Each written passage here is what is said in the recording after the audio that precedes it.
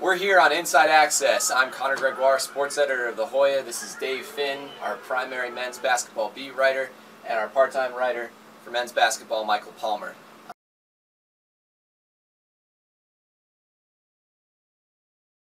He scored no points at Villanova. The Hoyas still managed to win a game against one of the top 10 teams in the country. Then he came back and scored 24 against Louisville and came up huge in the last minutes, flipped one up from below his waist, it seemed, for a layup, key basket there at the end of that game. Can the Hoyas win consistently without Chris Wright scoring consistently? Well, you know, Wright said after the game that his first and foremost job is to be a playmaker. And last year, part of that with Monroe on the inside was that he had to be a playmaker, feed Monroe the ball, make sure he was getting Freeman some open shots. This year in Villanova, as Dave mentioned on the blog, was that he played phenomenal defense, and they were making sure Villanova put Fisher and Stokes and Waynes on Wright all day long, which in part allowed Freeman to get some open looks, and Austin Freeman really took over that game. I think it shows a great partnership that they've developed, especially as two seniors, where if one or the other is getting covered, the other one can really step up.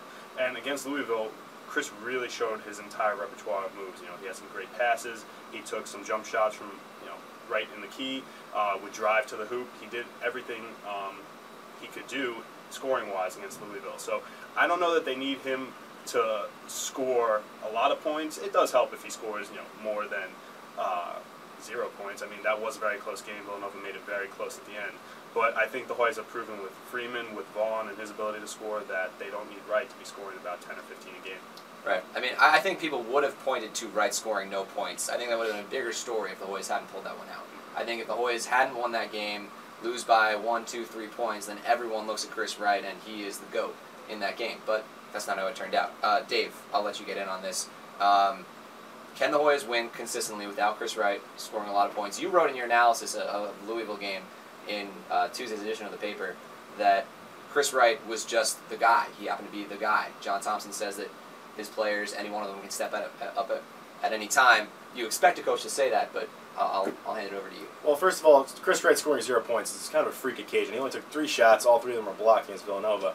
As Mike said, the things that he did, other than putting the ball in the basket, to help Georgetown beat Villanova on the road was his defense on Corey Fisher. Yes, Corey Fisher did score 15 points in that game, but a lot of them came in bunches at the end of that first half. And he also was a facilitator, and he didn't turn the ball over very much either against Villanova. So I think the key about Chris Wright, it's too easy to kind of look at each column on the stat sheet. A lot of people look at the box score and see that points column and assume, oh, you had less than 10 points, you didn't have a good game. You had more than 10 points, more than 20 points, you had a great game. But it's Chris Wright's mentality on the floor. When he's struggling, he tends to settle for these long 3-point shots. He tends to wildly drive into the lane, looking for contact. He tends to run fast breaks all on his own, 1-on-3, 1-on-4s.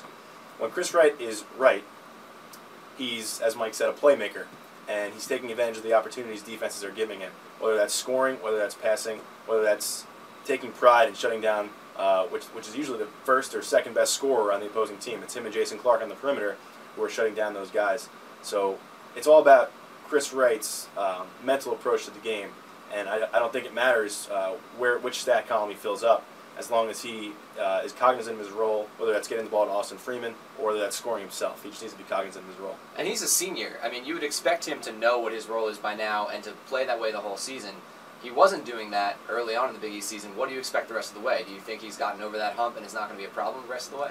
Well, I think he has finally realized that he needs to be a true point guard for this team. If you look at one quote he had before that week off break, also before the New Jersey trip, when I think he went 1 for 7 from 3 against Pitt. Somebody asked him about, how do you keep shooting those shots and staying confident? And his response was, I'm going to keep shooting. I'm a confident guy. That's maybe a quote you'd associate with the old Chris Wright.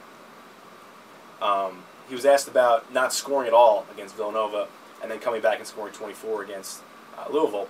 And he talked a lot about kind of accepting his role, and he was more humble about it, and he was more, open to the fact that he doesn't have to score a ton for the Hoyas to win, but he's more than comfortable doing that if the opportunities are presented to him. So I think he's really grasped what he needs to do for this team to be successful.